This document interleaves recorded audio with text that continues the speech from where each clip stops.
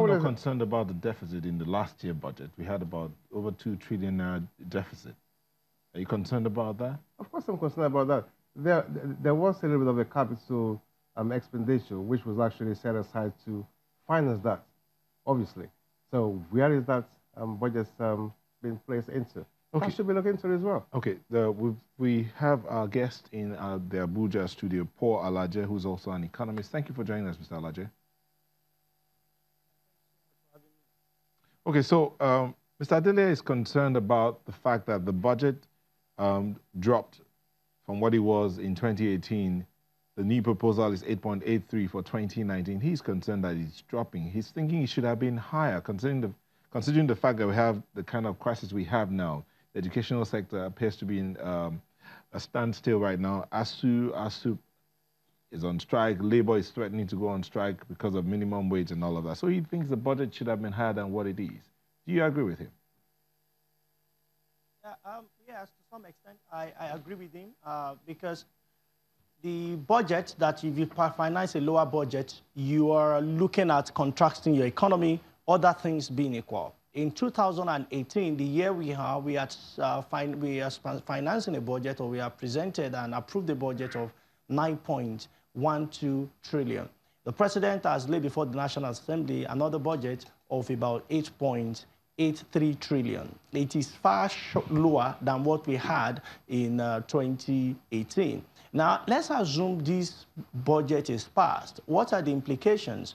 First, I'll pick on the crude oil benchmark, which and also the output for Nigeria, which is about 2.3 trillion. That is the presentation assumption by the president. So we have something on the quantity line that say on daily basis we should produce 2.3 billion barrels per day.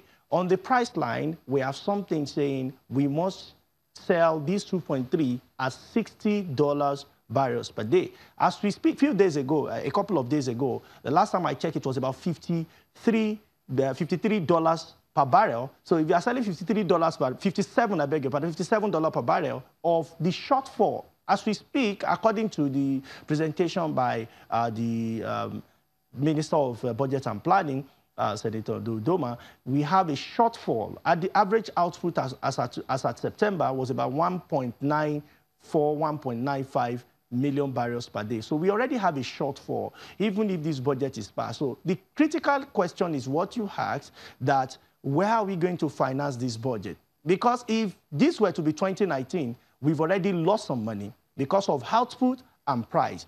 The price as of today is not up to what we are projecting we'll sell in 2019. And the output is not also up to what we hope to produce. So we already have shortfall, which means if you look at our revenue bracket, which is the combination of quantity and price, it's already short. So we might not actually have as much as the revenue we even projected. The implication of this, the budget actualization, other things being equal, might even be lower than what we have in this budget. Because if there is no revenue and you are not getting that, how then can you finance it? If you look at performance of 2018 budget, using revenue as a yardstick, it's not more than 50%. And the president said he's concerned. That is the concern of everybody, but that is the reality of an economy that's not prepared for expansion, has not prepared of population that is increasing, have not prepared of 2.65 population. If you have not prepared for all of these, things will happen anyways. Economic reality will happen to you anyways. And if you're not prepared, then you might be left behind. Unfortunately, this is our reality today. Our budget is lower. The implication of lower budget might mean higher unemployment. I can explain that to you. With lower budget, you are contrasting the economy. Paul, 1 second. Hello, Paul. Can you just slow down 1 second? You're saying this budget is a sign that the government is not ready for all the things that seem to be playing out in front of it, higher cases of people out of school, education sector at a standstill. But is it not possible that the government is also thinking along these lines? That's why it's how do you say that?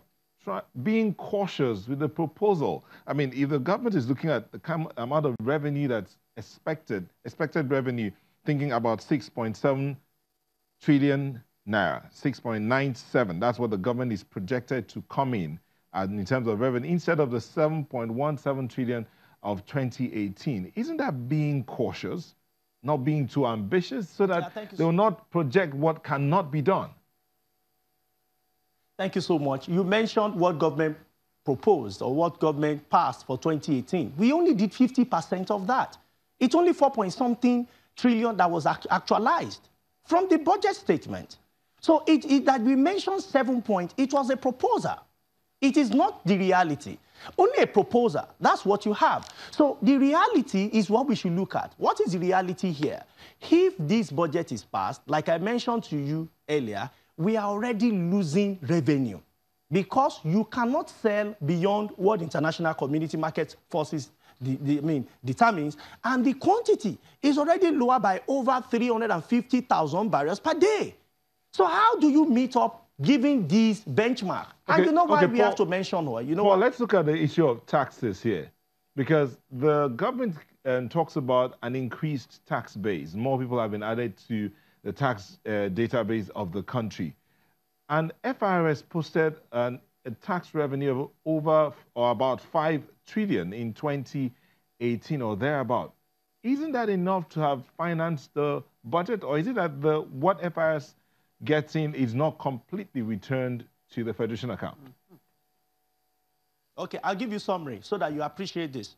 Company income tax, it's 11.5% from the proposed budget. VAT, it's about 3.3% from the proposed budget. Custom revenue, custom have generated a lot and so on and so forth, is only 4.3%.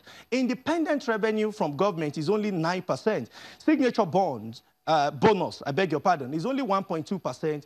JV's equity restructuring is 10.2%. Grant, donors, and refund is 3%. Then domestic recoveries, the recoveries we've recovered, looted fund and all that, is only 2.9%. Other sources is 1.7%. You know the big deal? 52.9, approximately 53% is oil revenue. The reality of Nigeria today is if oil prices go up, then Nigeria will celebrate. If it goes down, it's a bad news for us. So what do we look at? Do we look at what comes from company income tax and VAT? What we should understand is upon the revenue generated by federal inland revenue, it is not only the federal government that takes this revenue. So there are proportion of the revenue that is shared perhaps at joint tax board or perhaps with state government and local government.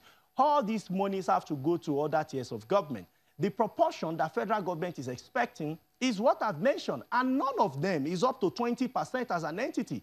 Company income tax for all the companies that pay taxes in the country, only 11.5% is what is contributing. So how do we focus on taxes that if you had company income tax and VAT together, the two together is not up to 15% of the expected revenue for government. Meanwhile, oil revenue alone is approximately 53%. I think we should focus on nothing happening to that 53% to ensure you have it, and we don't overestimate. And that is why all presidents since 1999, when presenting budget, must give you the oil benchmark, because without which the economy might be doomed for it.